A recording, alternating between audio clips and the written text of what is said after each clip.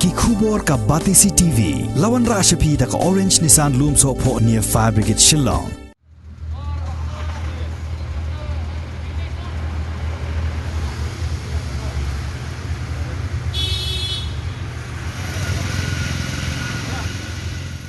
Kenang ban pensuk ye ki pai ba ki babu kali ka office jong ka Meghalaya State Pollution Control Board nado ka sni sajjan jong ka khandai terik ubnai risau arjar arpuai kala penlong ye ka jingle ates ya ki kali sau shaka bat ye ki thuk thuk ar shaka u JSA jong ka Meghalaya State Pollution Control Board uba sender moon nongrum habaya keren bat ka Batisi TV uloong bakane ka jingle ates an penlong tang shi sen shi tayo kata tang ha katayo ba ar jong ka sni sajjan parking lot ka badan markup bat ka office additional secretariat Shillong.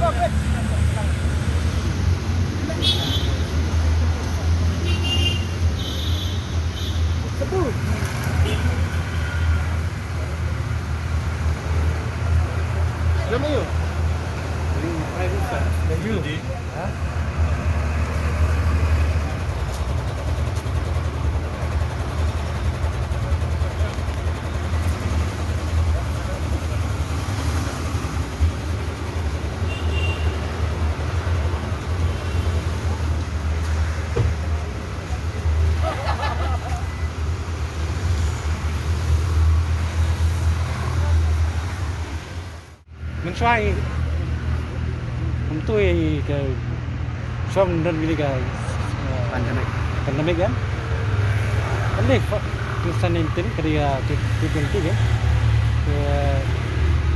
saya langsung ni mungkin hak serman ni kan dengan Meghalaya State Pollution Control Board hadin tu kawan pandemik itu lockdown itu kalau down kan tinggal sangat suan hadin itu lockdown tu ketika kita ada fast time tes yang tersangka. Insya kan nikah apa ka distrik transport DTO kali apa DTO. Tambah ke office ni ka suerat ke DTO. Kalau nak cakap ni stay kalau pahamnya kalau congested area. Yang try kira step mau basim dulu. Start ini saya bahkan keluar je kita cakap. Bagi bagi peba dikamsukin. Bagi tip bagi one man letas kena bikir insurance test ni kena peba kamsukin. Dengan tu gitu peba kita buat on test kali mira hari sisen si benai kataru tang harga second Saturday. Saya kentik peba UI kan ni ga kubur mentai bikin wan semakin.